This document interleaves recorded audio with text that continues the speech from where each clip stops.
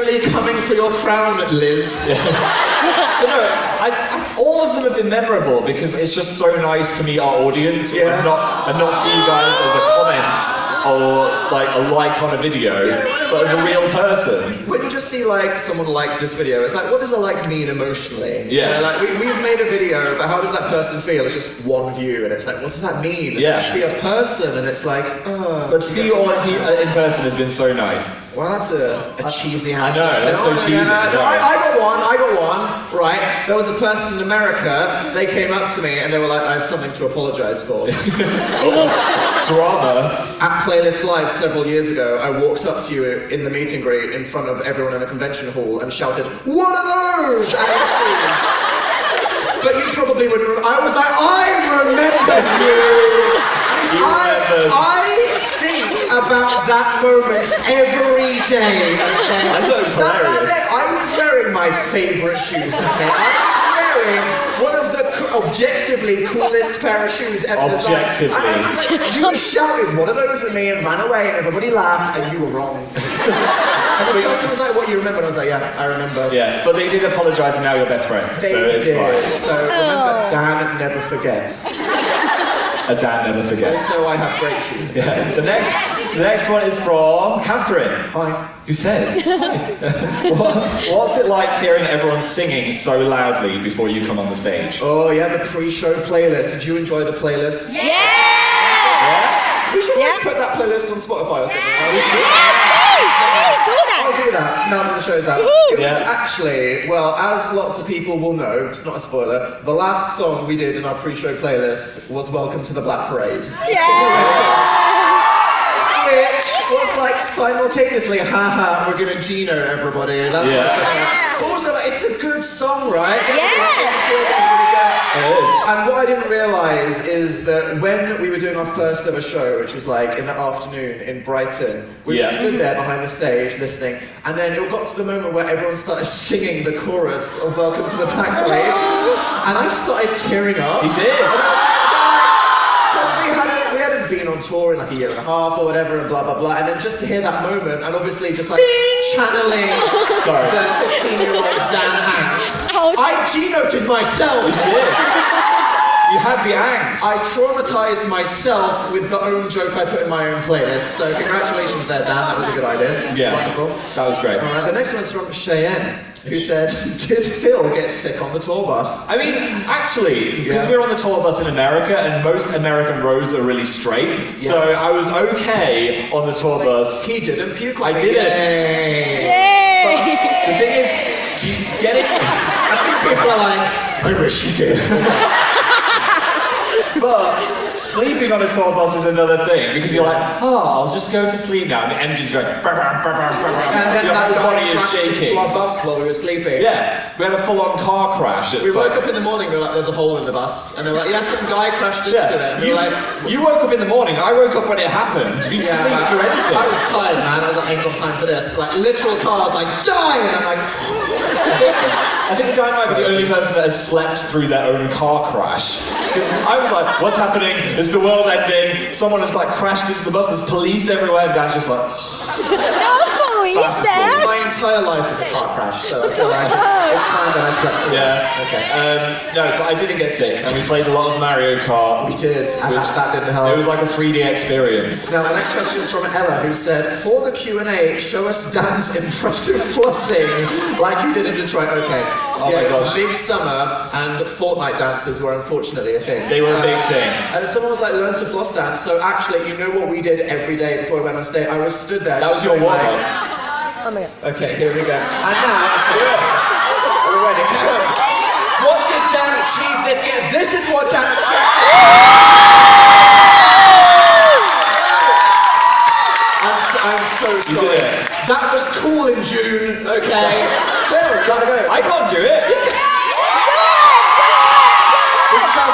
I gave Phil hours of tuition. You gave me hours of tuition. I can go like this, Yeah. but then I don't know what I'm doing with my hips.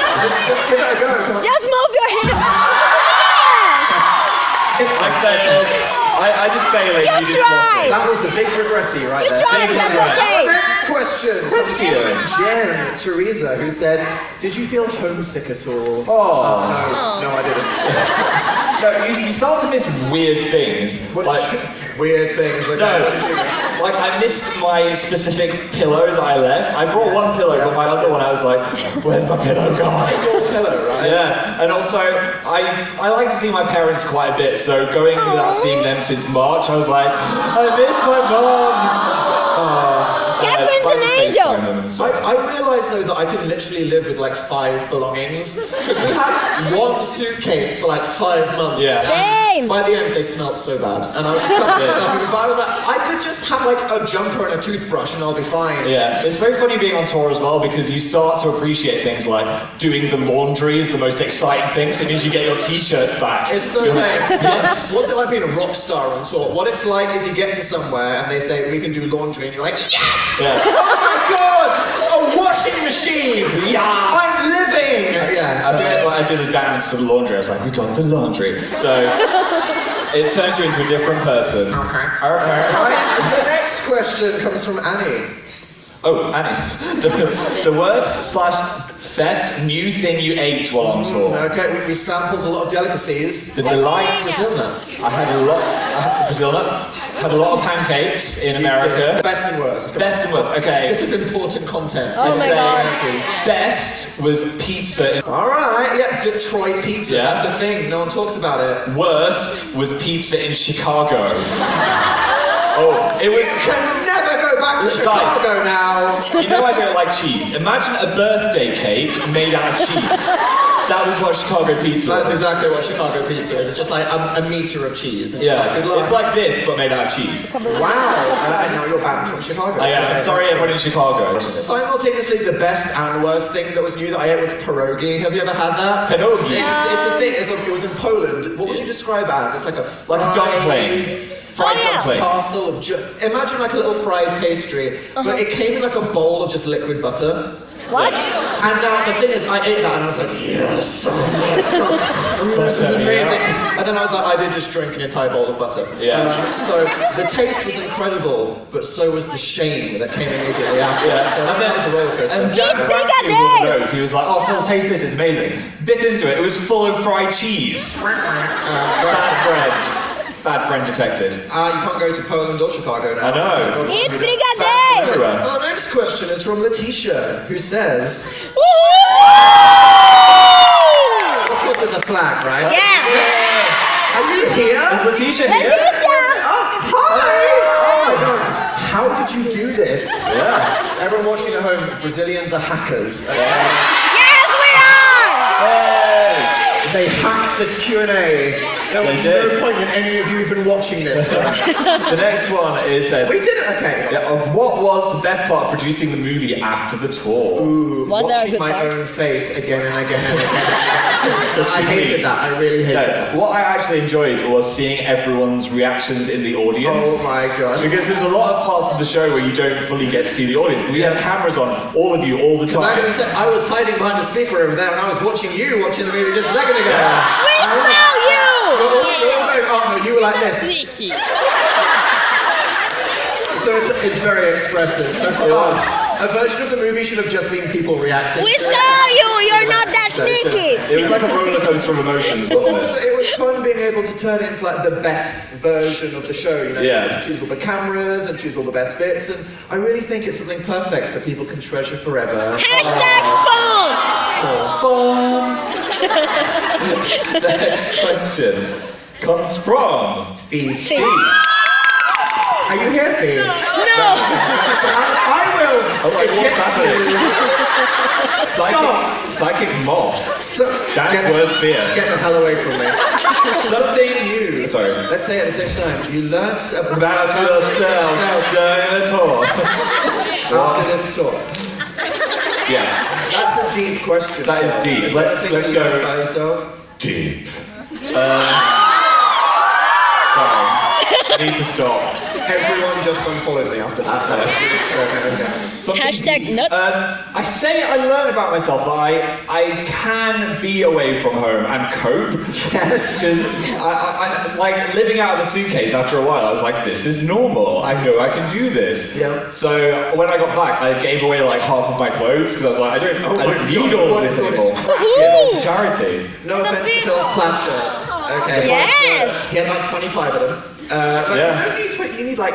But there's some swaggy people wearing my shirts in London. Absolutely, definitely. Yeah. I think the thing that was interesting that I learned, I mean, more than just about myself, was just like who all of you are, which sounds weird, but like the whole point of this show and Interactive Introverts is that it is whatever the audience makes of it, right? Like, Yeah. we just give people a template. It's like a social experiment. It And is. whatever you do, that's up to the audience. So the people in Russia were totally different to the people in Texas in America, and that's what was so interesting. Not just seeing how different and amazing all of you are in person, but just what you think. Because it's very easy to just like feel like everyone's the same, you know, we have one kind of person, we all have the same opinions. Oh my god, no, you are all completely different, and half of you probably hate each other. Yeah. You would be surprised, boy. Funny, I had a good time. I got an email that someone showed me where they were like, I'm really angry about your show. I thought it was really good, but your audience are messed up. They're disturbing. You just let them say whatever they wanted, and it horrified me, and now I'm really scared. Yeah. I think that was the most interesting thing for me. It was. You're all unique and different, special snowflakes. Our next one came from Kel Colo. He said, are you extroverts now? No. No, I mean, I'm definitely still an introvert, but I'd say I'm more on the edge of like leaning into extrovert a bit more. Yes. Because for 6 months, like being with a crew, interacting with people every day, You have to. it kind of forces you out of your shell, and I don't think I've fully gone back into that shell. I think my nose is poking out of the shell. I said shell a lot just then. Yeah. You know what I mean? That was really beautiful poetry imagery there, Phil. That was really good, yes. Shells, I'm right. Yeah. And no. All right, cool. And then the next question. This is the last one. Oh. Oh! Oh my gosh. But it's a good one.